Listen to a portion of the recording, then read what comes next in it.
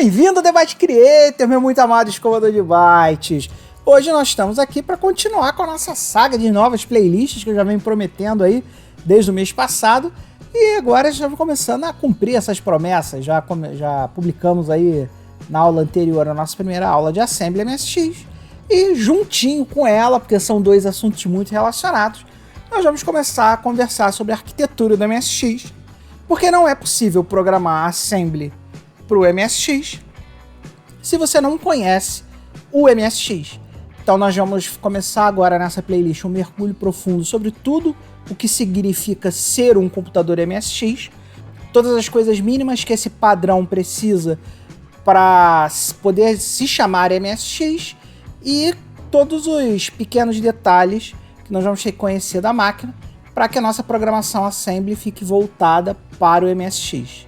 Então vem comigo, que hoje nós vamos começar a conhecer no detalhe, na lupa, como é que funciona o nosso MSX internamente. Primeiramente, vamos aqui já no slide inicial, já dar um disclaimer aqui. Arquitetura MSX, existem várias arquiteturas MSX. Existe a arquitetura do MSX1, a arquitetura do MSX2, a arquitetura do MSX2 Plus e a arquitetura do MSX Turbo R. São 4 arquiteturas diferentes. Seguindo a nossa linha de sempre, de ir engatinhando, depois ir levantando, andando e por último correndo, a gente vai começar na arquitetura do MSX 1.0. Então a aula de hoje vai se dedicar apenas ao MSX 1.0.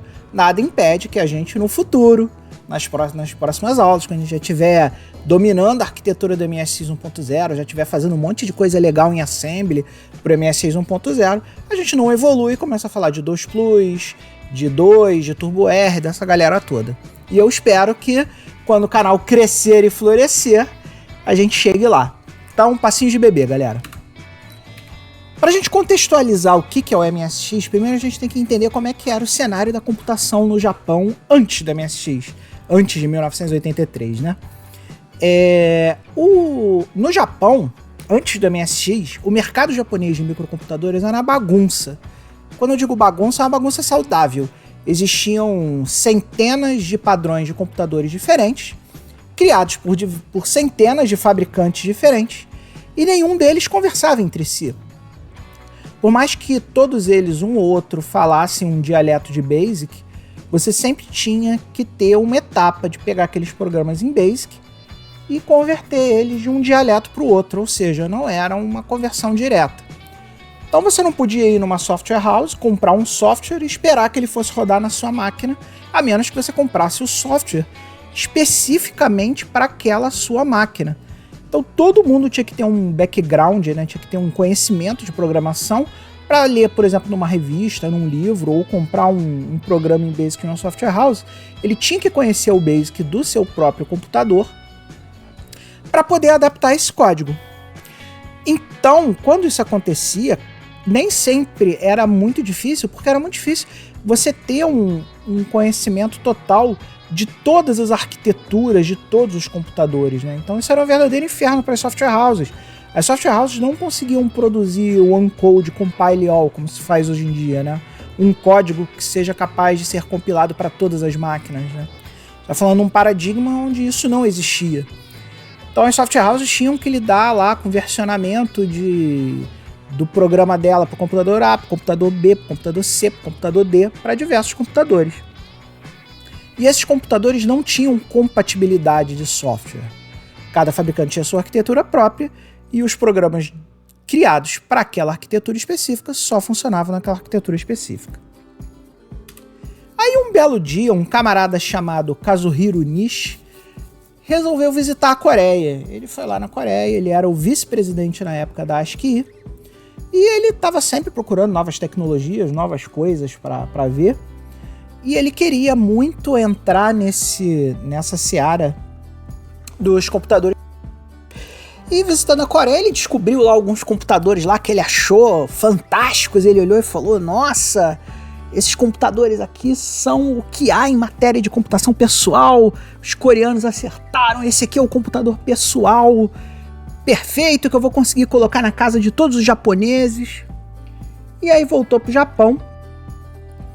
E ele pensou o seguinte, poxa, se eu trouxesse aquele computador coreano que eu vi lá, que eu achei o máximo, para dentro do Japão, ia ter um custo muito grande de produção dessas máquinas, né? Então ele pensou, e se ao invés de criar um computador, eu criasse um padrão de computação que seguisse a linha daquele computador coreano lá e licenciasse esse padrão para quem quiser. Então, cada fabricante de computador japonês poderia licenciar o padrão MSX e aplicar esse padrão nas suas máquinas.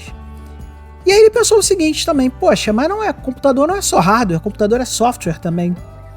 Quem é que hoje está tendo muito sucesso distribuindo software embarcado em máquinas pessoais? E aí ele viu esse outro camarada aqui, que é um pouquinho famoso, a maioria de vocês deve conhecer, um tal de Bill Gates, não sei se vocês já ouviram falar nesse tal de Bill Gates. Hoje, inclusive, acho que é mais provável vocês conhecerem o Bill Gates garotinho aí, do que o Nishi, do que o Kazuhiro Nishi. E falou, o Bill Gates, né, nessa época tinha uma empresinha de garagem lá, na garagenzinha dele, produzia Basic na época e estava começando a dar os primeiros passos lá na produção do DOS e fez uma parceria. Ô Bill Gates, eu tô fazendo um padrão de computador aqui e o que eu vou colocar no meu computador, eu vou colocar uma ROM com a BIOS do MSX e com o MSX Basic. Eu quero que a Microsoft forneça para mim o MSX Basic. E aí o Bill Gates falou o seguinte, vou fazer mais, não vou só fazer a BIOS para você, não só vou fazer o MSX Basic, como também vou fazer aqui um troço novo que tá bombando aqui, chamado DOS. Vou fazer um MSX DOS para vocês também. E o MSX vai ter Basic, vai ter MSX DOS, vai ter tudo. E esse software da Microsoft, em conjunto com o padrão MSX, era um conjunto extremamente poderoso para a época e melhor ainda, sem ser extremamente caro. Então você tinha um computador que era barato, acessível e extremamente poderoso, porque o MSX Basic é muito poderoso, o MSX DOS também é um sistema que hoje eu posso, como vocês viram aqui várias vezes eu fazendo um canal, eu posso gravar no meu PC um disquete e jogar diretamente num MSX, porque existe a compatibilidade do FAT16, FAT12, FAT16, FAT32, que são os sistemas de arquivo do DOS que foram evoluindo para o Windows, né? E é o único retrocomputador que eu posso fazer isso, que eu posso mesmo gravar um disquete numa máquina Windows e jogar para dentro de um MSX direto, porque os file systems são compatíveis. Então, olha que troço impressionante. Até hoje, 40 anos depois, o nosso queridíssimo MSX já completou 40 anos, se não me engano, dia 27 de julho. O padrão MSX foi criado no 27 de julho de 1983, então 40 anos aí, exatamente 40 anos. Qual é a máquina de 40 anos que ainda gera arquivos que podem ser lidos por máquinas de atualidade? Só o MSX. E aí, como é que foi que o Nishi conseguiu organizar essa coisa de modo a que todo mundo fosse compatível? Ele estabeleceu um padrão mínimo. Por que ele não estabeleceu um padrão rígido? Porque ele sabia que se ele estabelecesse um padrão rígido, não haveria competitividade no mercado. Cada um faria a máquina igual e os fabricantes não iam topar, porque todo mundo ia fazer a mesma máquina. Então qual foi a ideia? A gente estabelece um padrão mínimo. Esse padrão mínimo tem que ser seguido por todo mundo, por todos os fabricantes. E cada um parte desse padrão mínimo e coloca mais coisas se ele quiser. Alguns fabricantes, como a Casio, por exemplo, partiram na tentativa de fornecer máquinas mais baratas, por isso forneciam máquinas pioradas, mais vagabundas, mas muito mais acessíveis, que normalmente era consumido pelo pessoal de videogame, que o cara só queria jogar os joguinhos da MSX, não queria programar, não queria fazer nada. Então ele comprava uma máquina dessa, pequenininha, um Casio PV7, um Casio PV16, essas máquinas que tem hardware mínimo MSX, e teve gente que foi pro outro lado, o cara botava 128K de memória, metia mais memória VRAM, teve gente que botou até 196K de VRAM, que não faz sentido, porque o ganho de RAM, de vídeo RAM é muito pequeno pro custo de botar essa RAM na época, enfim. Cada empresa partia de um set mínimo e aí fazia esse set mínimo, ou o céu era o limite. Tinha gente que inseria a máquina de escrever eletrônica, tem alguns modelos da National, que além de ser MSX também são máquinas de escrever eletrônica. Então o cara metia uma máquina de escrever eletrônica na MSX. Teve produtora que metia modem e colocava em pequenos negócios MSX para corretora de automóvel, esse tipo de coisa. Tem um MSXzinho lá com modem para poder fazer transação. Enfim, cada produtor colocava o além que ele achava que ia ser o diferencial para o computador dele, para ele conseguir vender o computador dele. Mas quais eram os requisitos básicos que todo mundo tinha que obedecer? Primeiro, um microprocessador Z80 da Zilog. Eu já falei bastante sobre ele na aula de Z80, então se você quer saber o que é o microprocessador Z80 da Zilog, referencia lá a aula de assembly do Z80, que a gente está falando sobre isso agora. Uma interface de periféricos programável, PPI é a sigla em inglês, é Programmable Peripheral Programmable Interface, algo assim, que é o chip da Intel 8255. Um processador de vídeo, VDP também é a sigla em inglês de Video Display Processor, que é o Texas Instruments 9918A, o mínimo, mas vocês vão ver que muitas máquinas já começaram com o 9928, e aí o MSX foi evoluindo, o MSX2 pulou pro 9938, aí pulou lá pro Turbo R, 2 Plus com o 9958, e aí o pessoal pegou lá o 9970, que seria o que viria no Turbo R, não veio, e mudou pro... colocaram algumas melhorias nele, venderam como 9990, que vem embarcada naquelas placas gráficas separadas em cartucho, né? Como por exemplo a PowerGraph da Tecnobytes, a GFX 9000, todas as placas compatíveis com o GFX 9000, né? Que usam o V9990, enfim. Mas o MSX1 usa o VDP, no mínimo o Texas Instruments 9918/A, que é o mais fraquinho de todos. Todos esses chipsets eles sempre são compatíveis com os anteriores, então o fato de ter um 9928 na máquina, se você codificar para o 9918A, o 9928 vai interpretar bem. E a maioria dos MSX1 usam o 9928. Aí vem o nosso poderosíssimo PSG, que é o Programmable Sound Interface, né?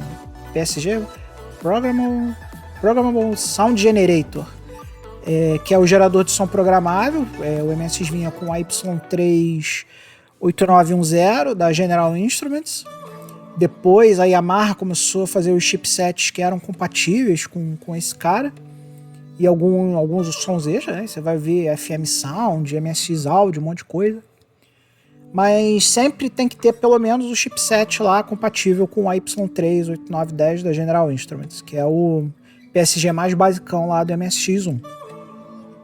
32K de ROM, que tem que estar, isso é importante, os 32K de ROM, a única obrigatoriedade de memória no MSX é que esses 32K de ROM tem que estar no slot primário 0, porque quando você dá o boot do MSX, ele vai nesse slot 0, carrega a BIOS e carrega o BASIC. Então esses 32K de ROM tem que estar obrigatoriamente no slot 0 da MSX, no conector primário 0 da MSX, para que a rotina de boot do MSX possa encontrar ela lá e trabalhar com ela. O MSX tem que ter no mínimo 8 KB de RAM, mas pouquíssimas máquinas seguiram esse limite, porque esse é um limite muito baixo, 8K de RAM. Se eu não me engano, a única é a PV7 da Casio, que é praticamente um videogame travestido lá de computador. A maioria das máquinas MSX vem com 64K de RAM, então é mais provável você encontrar uma máquina com 64K de RAM, mas o padrão mínimo estabelece 8K, então MSX1, se tiver 8K, é MSX. Pelo menos 16K de VRAM, que é a Video RAM, que é separada. O processador do MSX ele não endereça diretamente a memória de vídeo. A memória de vídeo é vista apenas pelo VDP. Então é uma memória separada desses 8K de RAM. Então você tem 8K de RAM, 16 de VRAM. E pelo menos uma porta de joystick, né? Que é o que está estabelecido lá no livro vermelho da MSX, revisado, tá? Eu olhei algumas outras fontes e essas fontes às vezes são diferentes, mas eu costumo confiar na fonte do MSX Revised, tá? Então aqui o padrão MSX é esse aqui. E aí vocês podem ver que aqui no MSX, no livro vermelho da MSX Revised, ninguém fala aqui de porta de cassete, tá? Então, esse argumento idiota de que Turbo R não é MSX, que já é essa piadinha infame de que Turbo R não é MSX, porque não tem porta de cassete, é um argumento totalmente esdrúxulo. Primeiro porque se a porta de cassete fosse realmente obrigatória para um MSX, seria apenas para a arquitetura MSX1, não para a arquitetura do Turbo R, que é diferente. Então, Turbo R é MSX sim, não fale essa bobagem, a menos que você queira irritar alguém que conheça. E, pelo menos aqui no livro vermelho do MSX Revisado, ninguém fala de porta de cassete sendo como obrigatório ou não. Apesar de muitos computadores, os primeiros MSX, todos eles vinham com a porta de cassete, porque era padrão na época, computadores de 8 bits, salvar dados em fita cassete, né? Pra você aí, garoto juvenil, criado a leite com pera, que não sabe o que é uma fita cassete, uma fita cassete é isso aqui, ó. Era assim que a gente guardava os dados lá quando a internet era mato, a gente guardava nisso aqui, tá? Então uma coisa importante aqui é a gente conhecer cada um desses chips que compõem a MSX.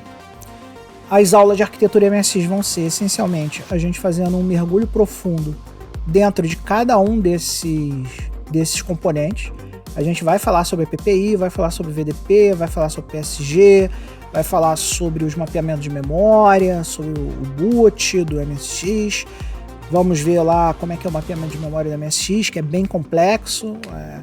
Para quem programou Basic, quem programou Assembly, por exemplo, para plataformas Amstrad, né, que não tem o conceito de portas, vai tomar um impacto muito grande, porque o conceito de slots e o conceito de portas do MSX é bem complexo para quem está acostumado a trabalhar com arquiteturas mais simplórias, digamos assim, né? O MSX é uma arquitetura um pouco mais rebuscada do que computadores como o Commodore 64 ou como o Amstrad, até mesmo o Sinclair, os computadores da linha Sinclair, a arquitetura MSX é um pouco mais rebuscada, um pouco mais complexa. Então vocês vão ter vão tomar aquele impacto da mudança, os que conhecem outras arquiteturas e estão aqui para aprender a arquitetura do MSX. Quando a gente for falar de cada um desses componentes, a gente obviamente vocês vão precisar dos datasheets desses componentes. Nas aulas específicas de cada um desses componentes eu vou botar lá, quando for manual a gente bota o manual, quando for datasheet a gente bota datasheet. E aí a gente vai fazer esse mergulho profundo em cada um desses caras, usando Basic, usando Assembly, e vamos conhecer esses caras a fundo. Essas vão ser as aulas futuras. Então, muito obrigado para você aí que acompanhou a aula até agora. Espero que a aula você tenha aprendido bastante. O tema arquitetura MSX agora ele foi separado do Assembly, porque todas as linguagens de programação agora vão precisar desse conhecimento da arquitetura MSX, em especial o Basic, que é a playlist que está mais avançada. Logo, logo a gente vai estar começando a falar de tratamento de sprites via Basic. E quando a gente terminar via Basic, vocês vão ver que o Basic, para trabalhar com sprite, é muito ruim. Então a gente vai querer novas rotinas, usando rotinas internas do VDP. E para isso vocês vão precisar de um conhecimento da arquitetura do MSX, em especial do VDP, do MSX.